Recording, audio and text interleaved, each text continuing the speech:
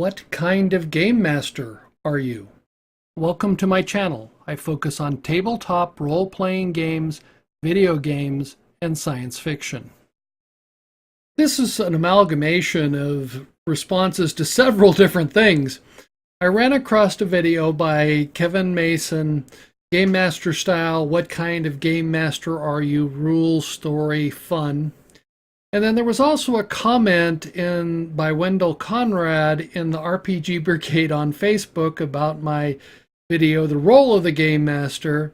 And then there is an interesting blog by, I'm not sure who it was by, but I'll put the link in there. It's called Game Mastering Style or Evolution. So I wanted to talk about my experience in game mastering and how I do things. And I'm not sure, I guess you would say I'm story driven, but I'll explain a little bit about what I mean by that. So the way I tended to create my adventures is I create the world.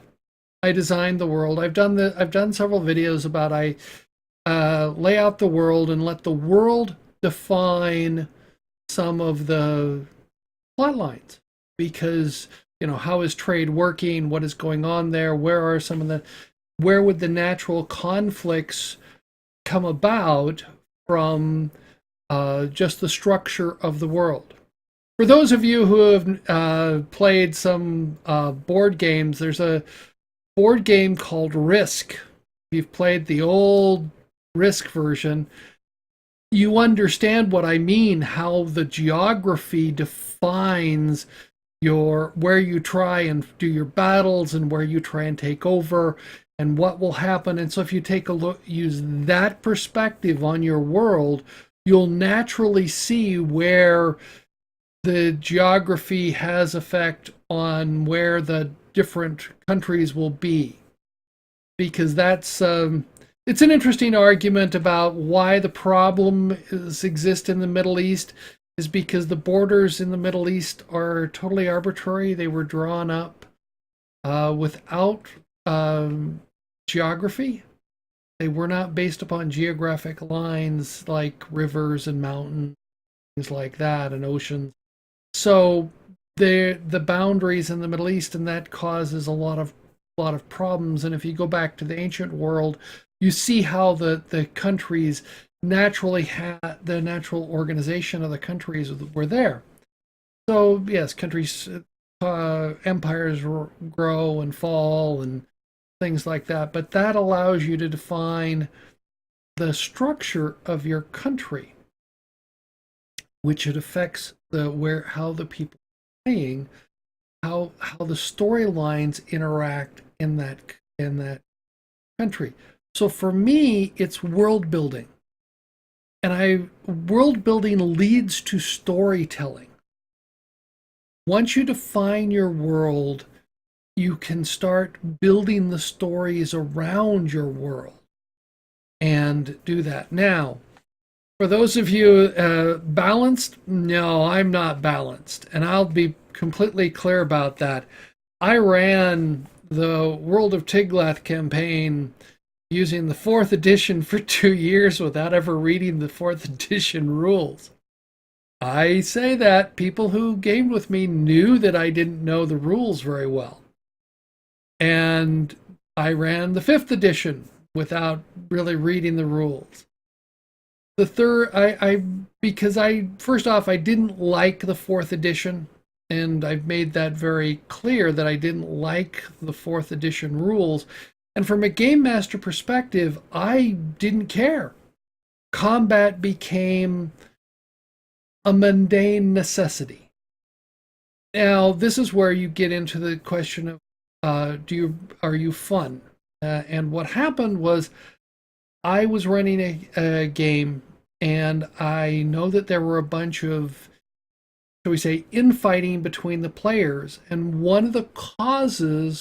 I was one of the causes, because I was putting too much emphasis on role playing and almost no emphasis on combat.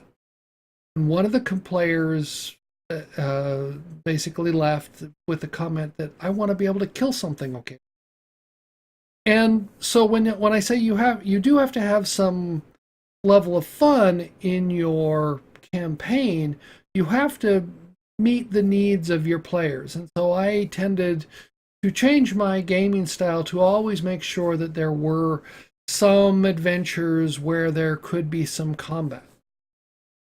And this is a challenge for me because I'm really planning someday in the near future to start my new campaign, which is a city-based adventure, which you really don't want to get into combat in. Because if you do, then the city guards come and various things like that. And you don't want to fight the city guards unless you're just totally outlaw. It's an interesting situation. I'll have to see how that one plays out. But the idea that I'm definitely not rules, and I'm very light on rules because I tend to be somewhat rule agnostic. The reason I play Dungeons and Dragons, and I've said this several times, is it's the most popular, which means that I have the largest pool of players to pull from, to attract to the game. Because the odds of them having Dungeons and Dragons are much higher than having any other game. Truth.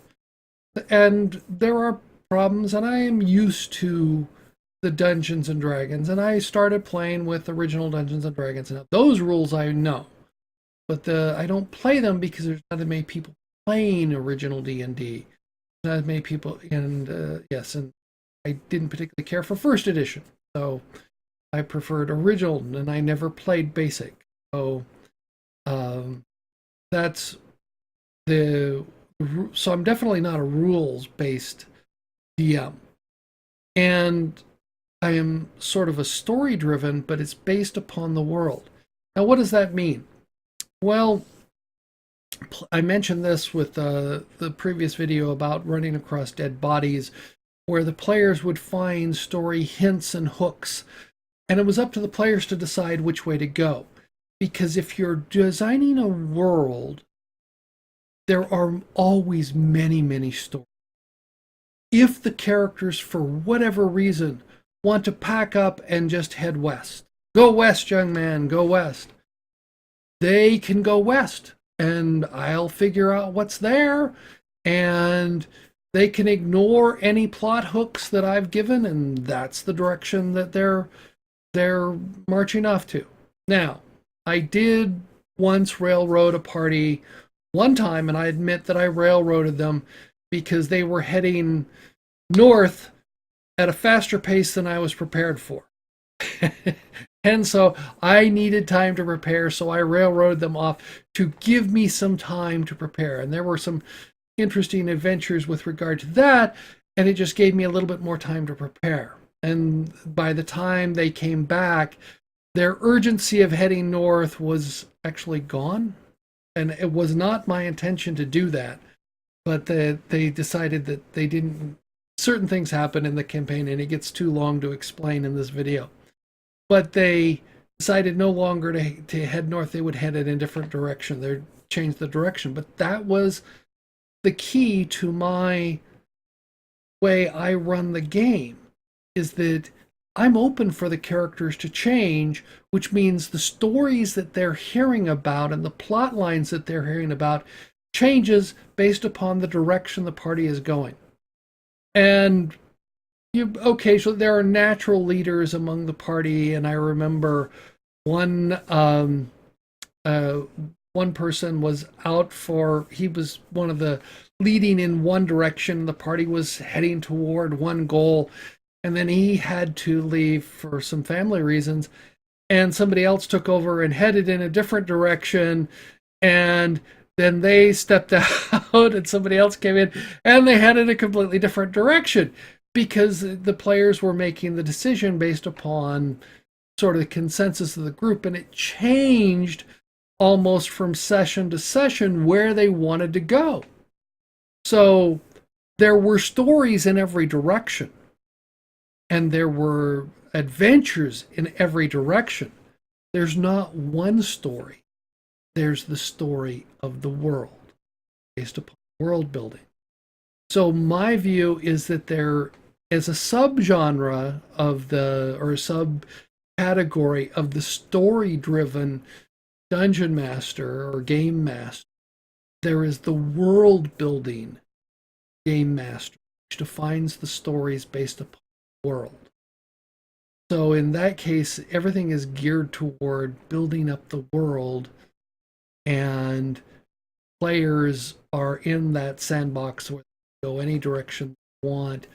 And the goal is to introduce elements to make it interesting. And so I am not a balanced DM. I definitely am not rule balanced. I arbitrate the rules when I have to, and I prefer not to. And there are the player. I just know enough to have the monsters attack and so on. And occasionally, I read the descriptions and have them attack. And I tend to be fairly effective with that, considering the number of total party kills I've done.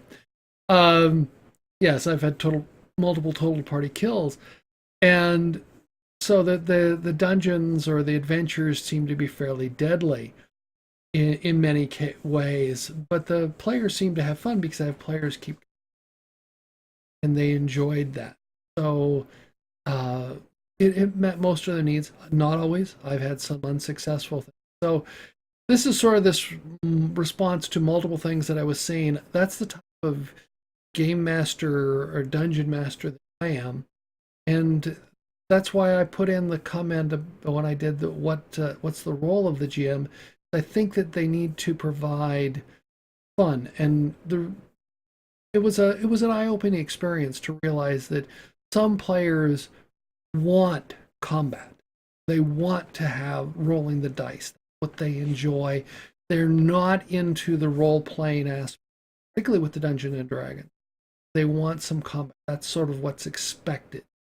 So you really need to give some of that to your campaign. And maybe if I was playing a different set of rules, that wouldn't be as important. But I think if you're playing Dungeons and Dragons, you need to add a little combat or people a little antsy they're expecting. And it's like you're served a beautiful meal.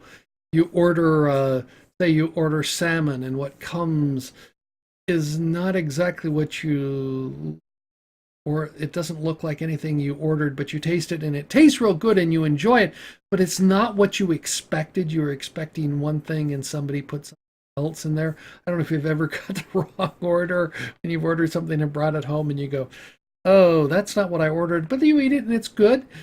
But so what happens is if you're running as the game master, you need to meet the expectations of your players in what they're expecting. So yes, you need to sense when there's some disquiet in the party. So I'd like to hear your views on this. Like I said, I'm responding to several different things, and I'm trying to explain how I run my game, and I'd like to hear what you think about that. Do you want more rules based? Do you want more fun based? Kevin Mason gave a good description of why there were problems with the fun based. It became too Monty Hallish, and so then you can listen to some of the videos or read some of the other things. And I disagree with some of the concept of the story evolving, because I tend to don't want to a learning experience, though I have put moral things into the game. But that's another discussion. So give me your comments. Thank you for watching my video. I look forward to learning what you think about this video. Let me know in the comments below. If you like the video, press the thumbs up button. You can subscribe by clicking the link in the lower left. If you are interested, there are links to more content.